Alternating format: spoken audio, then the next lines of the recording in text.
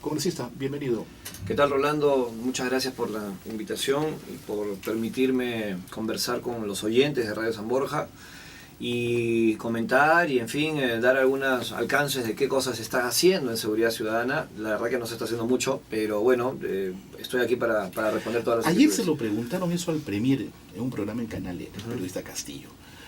La respuesta del Premier fue bastante esquiva, inclusive de su comunicación con la bancada oficialista del partido de gobierno. Sin embargo, muy al margen del tema partidario, usted es uno de los representantes, los abanderados de la lucha contra este flagelo social. ¿Qué tanto ha conversado usted con el entorno de gobierno sobre estos temas? Bastante, y debo decir que poco se ha avanzado a pesar de las conversaciones. El día viernes he estado con el Premier en una reunión en Palacio, que ahora es donde está despachando la presidencia del Consejo de Ministros. El mismo viernes estuve con el propio ministro Lozada, Daniel Lozada, ministro del Interior, porque yo vengo sosteniendo hace bastante tiempo que es necesario avanzar, coordinar y sobre todo legislar en materia de seguridad ciudadana. Claro, esa es una tarea del legislativo, del Congreso, que es al lugar al que yo pertenezco y represento, pero lamentablemente el Congreso está bastante lento en esta materia. ¿Pero todavía existen vacíos legales? Sí, claro, pero por supuesto. Por ejemplo, voy a dar un ejemplo que no necesariamente pasa por ser más represivo o por ser más castigador en cuanto a la pena que se incrementa, porque sí hay proyectos de ley que buscan incrementar la pena de los delincuentes, de los reincidentes habituales, que no tengan beneficios penitenciarios, el tema del armamento ilegal, etc. Pero voy a dar un ejemplo que no tiene nada que ver con mayor penalización, que es una cuestión de forma, más que de fondo, y que ni eso se prueba, que es la conformación del CONASEC. La conformación del CONASEC hoy, esta institución está representada por los presidentes de los distintos poderes del Estado. Está ahí el presidente del Poder Judicial, está ahí el presidente del Legislativo y por supuesto el presidente de la República. Y el presidente de la República además es presidente del Consejo Nacional de Seguridad Ciudadana, a partir de la asunción de mando desde el nuevo periodo gubernamental. Sin embargo, esto en la práctica se da, pero no en la formalidad. Ese es un tema de forma. Hemos presentado desde hace bastante tiempo un proyecto de ley para que esto se formalice.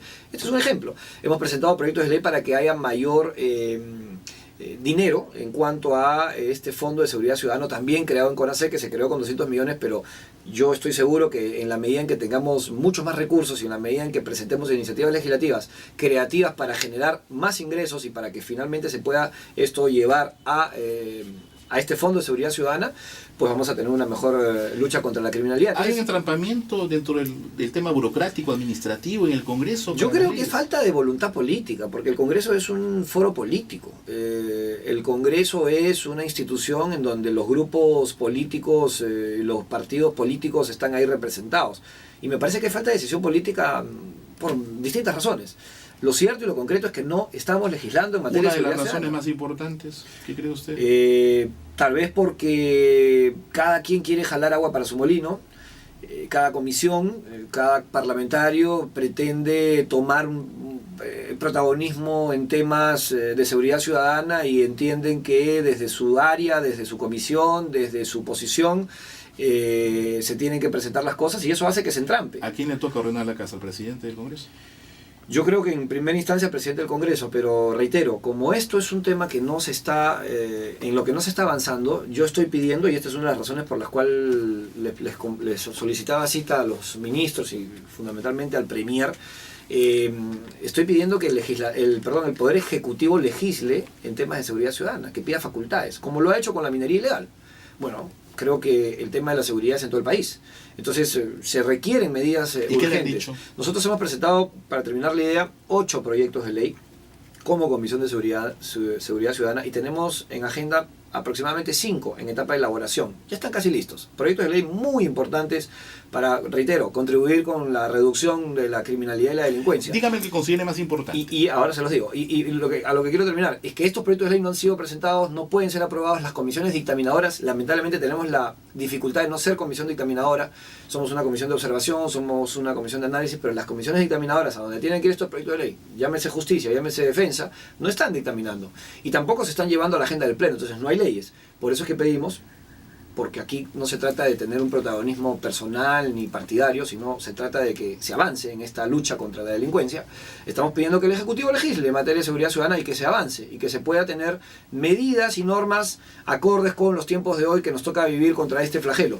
¿Qué cosa hemos presentado? Hemos presentado un proyecto de ley para incentivar el desarme, para que todas aquellas personas que tengan armamento indebido, ilegal, que está en manos de los delincuentes, sin duda, las armas ilegales están en manos de los delincuentes, no en la gente que está formalizada, no en las compañías formales de seguridad, no en los clubes de tiro, no en las Fuerzas Armadas ni policiales. Está en manos de los delincuentes el armamento indebido, el armamento ilegal, el que no tiene autorización, el que no pasa exámenes rigurosos.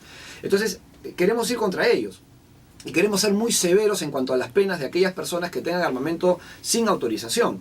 Evidentemente este proyecto, que ya en realidad se aprobó en el Congreso y que la autógrafa ha sido observada por el Ejecutivo, increíblemente, el propio Poder Ejecutivo observa la norma. ¿Qué observación le hizo?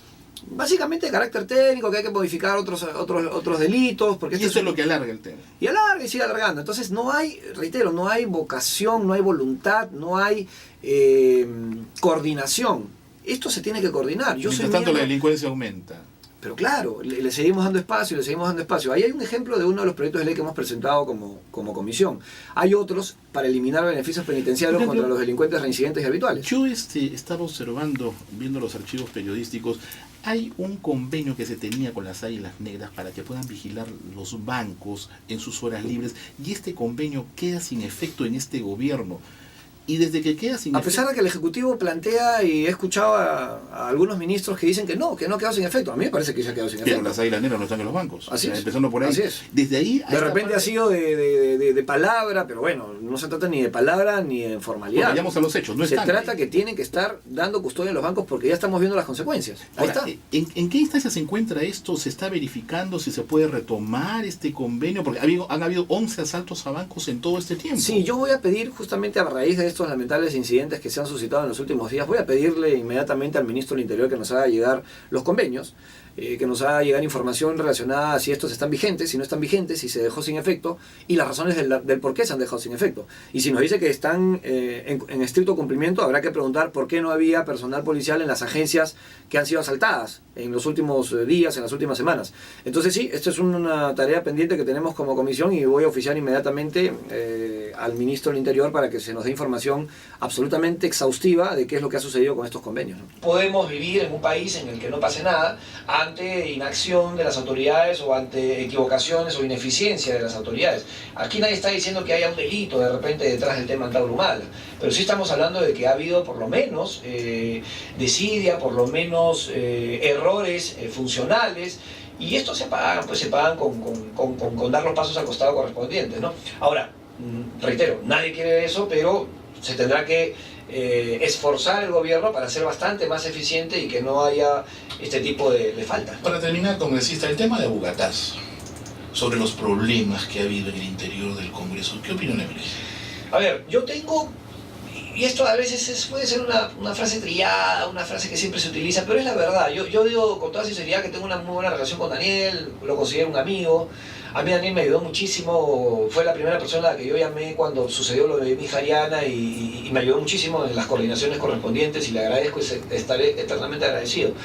Pero eso no significa que no pueda dar una opinión contraria a su gestión, a su administración al frente del Congreso del primer poder del Estado. Creo yo que Daniel, lamentablemente en este asunto de los gestores, por lo menos las personas que lo acompañan se han equivocado, han cometido irregularidades, se tendrá que investigar y determinar hasta dónde alcanzan estas responsabilidades, y eso nadie se tiene que molestar, ni él mismo. Esto fue un error.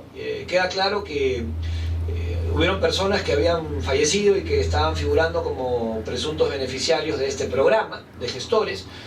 Queda claro que esto no se ha seguido con la seriedad del caso, con la seriedad y con la eficiencia debida, y queda claro también que algunas otras faltas ya de carácter de conducta cometen, ¿no? Y comete el propio Daniel, esto de llevar a los insultos o a estas manifestaciones groseras, no está bien. Ahora, también es cierto que eso fue dentro de una conversación de varones en privado, y creo que también es pertinente decir que no debió esto de haberse... De trascender, ¿no? De querer acusar... Mantenerse entre dos personas y simplemente, oye, ¿qué te pasa? Y se acabó el asunto. Pero bueno, A veces es cuando se quiere buscar portada también, cuando se quiere buscar noticias. Claro, ¿no? claro, esa es una posibilidad, pero bueno, creo que Daniel podría reorientar un poco su función dentro de la presidencia del Congreso y... Porque al fondo él puede tener un carácter duro, pero es el presidente. Es el presidente no es Daniel Abugatá, del primer poder del Estado, ¿no? Y nos guste o no, hay que respaldarlo porque finalmente el bastión de la democracia es el Congreso. Si nosotros nos quedamos sin este primer poder del Estado, se acabó la democracia. Y esa democracia hay que sostenerla, ese bastión hay que darle todo el apoyo. Claro, a veces la inconducta de nuestros colegas alcanza pues una responsabilidad tal que ya todo el mundo cree que el Congreso no sirve para nada, pero no, el Congreso es una herramienta muy útil para la democracia y para el fortalecimiento del sistema que hay que proteger. Una última pregunta. Yo recuerdo que cuando estaba la campaña electoral al Congreso, conversábamos en otra radioemisora y yo le decía que el Congreso, el gobierno aprista, había tocado fondo. Que peor que ese Congreso iba a ser bien difícil. Que por una ley física pues teníamos ahora que de una u otra manera tener una efervescencia y sobresalir. ¿Se ha cumplido con esto este Congreso? A ver, es difícil, realmente es difícil determinar si es mejor o peor un Congreso que el otro.